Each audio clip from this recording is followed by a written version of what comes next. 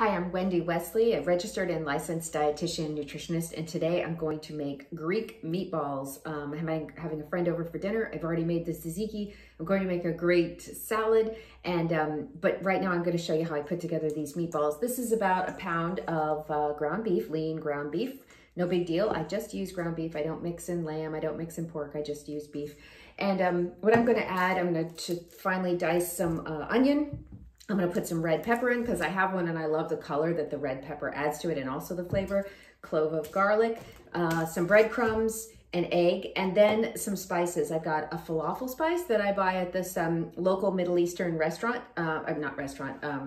market. You don't have to use a falafel spice. I just happen to have it. I'm going to put in cumin. I put cumin in a lot of things, and I think cumin should be a pantry spice staple. It goes in Middle Eastern cooking, it goes in Spanish cooking, it goes in Mexican cooking, it goes in Cuban cooking, it goes in a lot of different kinds of cooking, and I just love the flavor. And then my secret ingredient, and this might be weird, but I'm gonna add some cinnamon. I know that sounds strange, but every time I make these meatballs, people say, what's going on here? And the answer is cinnamon. Sounds a little different. I also add nutmeg. I don't have any nutmeg today, but typically nutmeg is another thing I might add to these meatballs just to kind of give them a different flavor. So let me start with the, let me start with my glasses. Let me start with the onion. When I do an onion, I always cut off the top, and then this is the top where the greens would have come out of the ground. So I always cut that off. Okay, and what I do is I create a flat surface so that I can turn it flat on my cutting board, and I'm cutting safe. And I'm gonna lift the root end up. This is the root end. You see, this is where it was in the ground. Here's the roots, and then the tops come out of the ground, the green tops.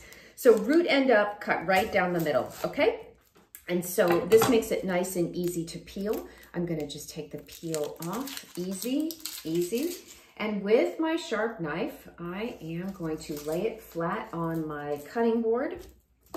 And I'm gonna come into it, kind of, I guess you'd say, vertical. Gonna make some vertical cuts. So it's flat on the cutting board, nice and safe, some vertical cuts, not cutting all the way through, just stopping short at the root. Vertical cuts coming in, vertical cuts coming in. And then what I'm gonna do is take my knife and turn it the other way, and I'm gonna do some horizontal cuts. And what this does is this creates this nice dice. Now I've seen guys in restaurants do this to 3 onions in the time I've taken to do this. I'm not as fast, but this is how a lot of restaurant prep happens with the dicing of these onions, but at a lightning fast speed, which I do not have.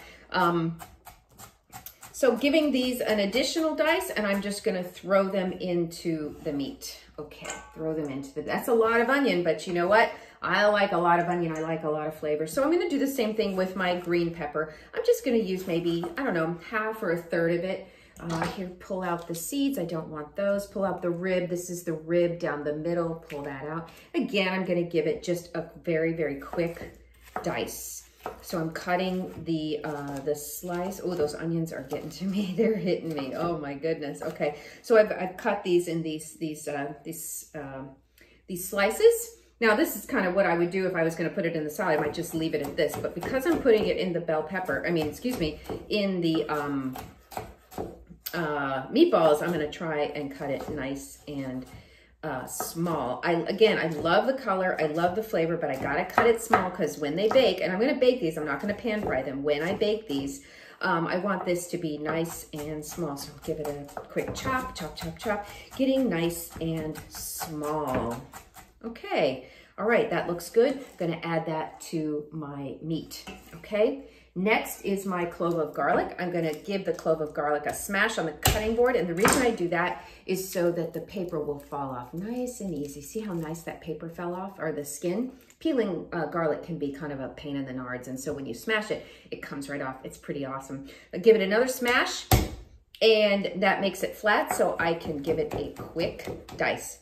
The smaller you cut your garlic, the more potent it will be. I want the garlic to be nice and potent in these meatballs. Okay, looks good, looks good. Another quick chop. Okay, great. Look at this beautiful garlic, goes right into the bowl. Okay, we're moving nice and fast. I'm gonna add some breadcrumbs. Gonna estimate about a half cup You can always add more. You can't take away. If you want them to form up a little bit better, you want to add more breadcrumbs. An egg, quick egg. Okay, in there. And then, oh boy, where's my towel? I don't have it. Let me grab a towel. Okay, I'm right back. Got my towel. And now I'm going to add my spices. Going to add some cinnamon. Oops, that was a lot. Falafel. Oh, this is a beautiful mixture of fenugreek, and it has cumin and coriander. It's got just a lot of really, really great flavors. It doesn't smell like anything I really ever used before, which is why I like it. I like to add. I'm very, very generous with spices. I want my food to taste like something. And then lastly, I'm gonna add my cumin. Okay, there, quite a bit. One thing I have not added is salt. There's a little bit of salt in my breadcrumbs. At the end, I probably will add some salt, but for the purposes of this video, I'm just gonna get it going. I'm gonna make a mess. I'm gonna use my hands and incorporate all of these ingredients together. So when you're making a loaf, you want to use a protein. Now this protein can be, of course, in this case, an animal protein, which is beef. You can also use ground up beans. You want to use a wet binder, which is the egg, in this case, that provided liquid, and a dry binder, and in this case, it is the breadcrumbs. Okay, so that was probably a big egg, and I'm going to add more breadcrumbs because this mixture is way, way, way too wet. So dry my hands so I can pick up my container of breadcrumbs and shake in. I added another half cup, probably 3/4 of a cup. You notice I don't measure things. I like to help people get away from measuring when they cook. I call this method cooking. This is the loaf method. It's a protein, it's a wet binder, it's a dry binder, it's aromatics like my onion and my pepper and my garlic, and then it's spices, and away you go.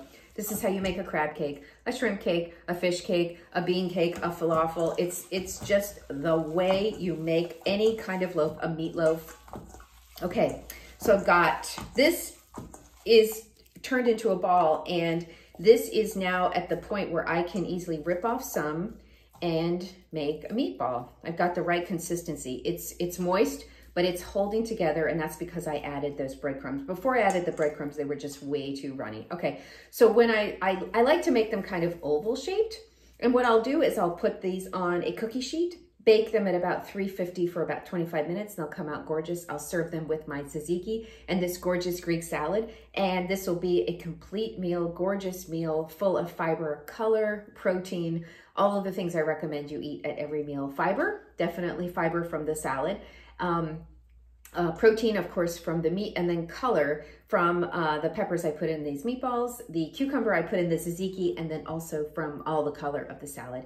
So this will be a gorgeous Greek dinner. My name is Wendy Wesley. I'm a registered and licensed dietitian, nutritionist, and I thank you for listening. All right, bye-bye.